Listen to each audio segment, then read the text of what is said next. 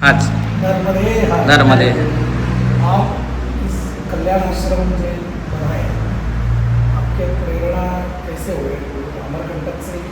मेरा नाम मेरे पिताजी नर्मदा जी के परम उपासक। अच्छा। और उनको बहुत इच्छा थी कि मुझे यहाँ कल्याण जरूर थी, तो उन्होंने स्वामी गणेशानंद महाराज जी से बहुत प्रार्थना करी कि हमें एक कल्याण मिल चाहिए। तो उन्होंने एक तावीज़ दिए ना, उन्होंने एक तावीज़ दिए थे, बोले तुम्हारे कन्या का जन्म होगा तो आप देवी भागवत करना। फिर जब मेरा जन्म हुआ तो देवी भागवत हुई, और उन्होंने बोले थे कि अन्नपूर्णा के अंश के रूप में होगी तुम्हारे लिए। तब से ऐसी कोई कृपा रही होगी, गुरु की कृपा के कारण ही मेरा ये सब उनका पूर्वाश्रम का नाम? मेरा विनीता नाम था। विनीता नाम। और बाबा जी ने फिर उसके बाद मैं छोटी थी 9-10 साल की, तब से इनकी गोद में खेली पड़ी है। शुक्र जी के नाम महाराज जी का ये यहाँ मंडला में रिश्ता खान है ना, यहाँ तपस्या करते थे। ये अनाज नहीं, गुड़ नहीं, शक्कर नहीं, तेल नहीं, कुछ उसमें 40 साल तक उन्होंने सब त्याग रखा था। उसके बाद शरीर भी छोड़ दिए पर कुछ खाया नहीं, ऐसे संत। तो इनकी शरण में मैंने गुरु गीता सुना था कि संतों की सेवा में क्या फल होता है। इनका अभी शरीर नहीं है, मैं 10-12 साल की तभी चली गई मुझे। फिर उसके बाद मेरे मन में बहुत व्याकुलता थी, तो मेरे पिताजी डांट के रखते थे कि पढ़ाई जरूरी है। फिर 12th के बाद में बाबा कल्याण दास जी महाराज जी मिल गए मुझे। अच्छा। हाँ, भोपाल में। तो मैंने बाबा जी ने मुझे बोले कि तू यहाँ भोपाल कैसे आई माता जी के सामने। तो मैं बोली मेरे मन में बहुत व्याकुलता है कि मेरे गुरु जी जब चले गए हैं तो मेरे को फिर से मेरे को मिलने वाली है, क्योंकि उन्होंने मेरे को सपने में बोला। तो मैंने बोली मैं आपके साथ रहना चाहती हूँ। तो बाबा जी बोले कि मैं किसी बच्चे को भी रखना बड़ा खा रहा है। फिर भी मैंने उनसे उनकी शरणागति मांगी। फिर उन्हें अपने साथ ले गए थे, बोले अच्छे से रहेंगे तो मैं रखूँगी। फिर मैंने उनसे उनकी सेवा मांगी, पढ़ाई लिखाई चलती रही, सेवा करते रहे। फिर बाबा जी की सेवा ही में जुड़ी गई। ये दीक्षा का ये शिवरात्रि के दिन 4 साल महाराज उसके पहले ब्रह्मचर्य दीक्षा मेरे को 18 साल में वाइट कपड़े पहने। महाराज जी तो अभी अमरकंटक में रहते हैं।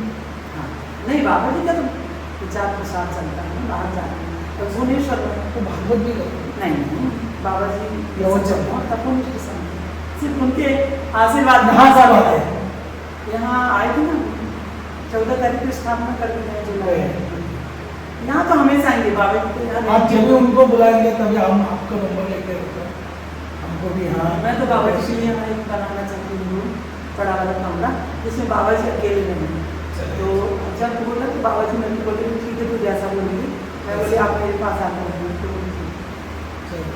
शेवटला फक्त एवढं हे स्थान कुठलं फक्त ये स्थान का ये महत्व है कि नाव पण सांग। नर्मदा जी से मैंने जगह मांगा था मंडला में आके कि यहाँ मेरे गुरु जी थे, मेरे को वही जगह मिल जाए। और वो जगह में बहुत सारे लोग थे, उत्कृष्ट वगैरह हो गया है, तो मेरे को वहाँ मिली नहीं। तो मैं बहुत दुखी थी। तो मैं नर्मदा जी से बोली कि माँ आप में ही शांत होना कि अगर मेरी जगह नहीं। तो फिर कोई ने बताया कि उधर जिलेरी घाट वहाँ जगह खाली करें। तो मैं वहाँ कुछ दिन रही। तो जगह थी, सब लोग बोल रहे कि शांति डरावनी है, अच्छी जगह नहीं है, शमशान के पास है। वहाँ 10-20 दिन रहे वहाँ। फिर सब लोग बोलने लगे तुम्हारे लिए उपयुक्त नहीं। फिर किसी ने बताया कि यहाँ जगह खाली पड़ी है। तो मैं यहाँ पे आई, टीला था एक प्रकार का, और यहाँ सांप ही सांप ज्यादा थे। और ये बेलपत्र का झाड़ था, और यहाँ पे एक छोटा सा पंचायत का एक कमरा बना था। देखो भगवान का फूल गिरा दिया।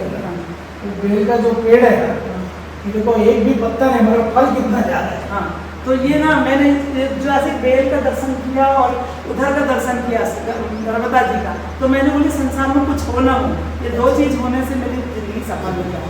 मैं यहाँ रहना चालू कर दी। तो उसके बाद नर्मदा जी ने इतना दिया, मेरे पिताजी ने खुद आ गए और आके उनने भी बहुत किए। उनने किए, भाई साहब ने ये नक्शा मेरे भाई के हिसाब से बना, मंदिर के हिसाब से। बाबा जी ने जितने कोण बताए थे, जैसे बताए बनाने को, वैसे मैंने जो मूर्ति है सब बाबा जी ने खड़े हो के इनकी एक लड्डू कैसे होने चाहिए, कैसे क्या होना चाहिए, बाबा जी ने इसलिए खड़े होकर बनाया कि इसके भाव के कारण भगवान है। बीच वाला मूर्ति बीच वाली माँ की है पार्वती। इतना हास्य रूप है। पार्वती जी की मूर्ति है, कार्तिक भगवान है। हाँ, बोले इस पूरा शिव परिवार बिठा देता हूँ, इनमें सब सामान है। भैया को स्नान के लिए जा सकते हैं यहाँ एक गर्म पानी कुंड है, वो सिद्ध बाबा का है। तो उसमें सभी लोग गांव के आके स्नान करते हैं घर, और बाकी दिन तो यहाँ भरा रहता है। पर मैं अभी घाट बनवाने के चक्कर में, कोई घाट बनाओ आप तो यहाँ के विधायक MLA से बात करी हूँ अभी। आप जब भी घाट बनेंगे तब हम यहाँ एक 3 दिन का अनुष्ठान करेंगे। अरे बहुत, आप कभी भी आ जाओ, मैं तो आप हम 35 ब्राह्मण लोग आएंगे, ठीक है, मगर हम ही खुद पका लेंगे।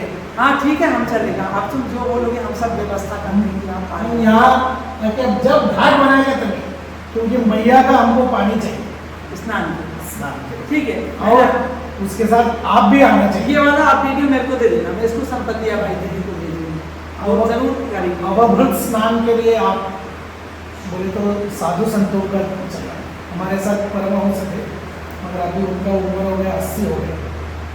वो अभी काशी में रहते हैं, काशी में नारद घाट पे हुआ। और अगर घाट जैसे जब तक नहीं भी बना तो हैंडपम्प भी है अपने पास। हैंडपम्प नहीं, घाट में ही स्नान करें। वो ब्राह्मणों अवभृत महोदय बता, ब्राह्मणों के लिए जो आप यज्ञ करेंगे, यज्ञ आजकल जल प्रोक्षण करके वो यज्ञ संपन्न नहीं। जी जी, जब तक नदी में वो प्रोक्षण करते हैं, वहाँ एक कुंड है जो हमेशा में भरा रहता भरा है, तो झरना भी आता है। हाँ, देखेंगे कैसा आपका जब तक महाराज बड़े महाराज का कुटी हुए तो वो भी उसका भी हवन होता बाबा जी को जरूर हाँ। बताएंगे। अगर कोई नहीं बनाएगा तो हमारे गुरु जी बता देंगे घाट। नर्मदे नर्मदे हर नर्मदे हर। नर्मदे हर।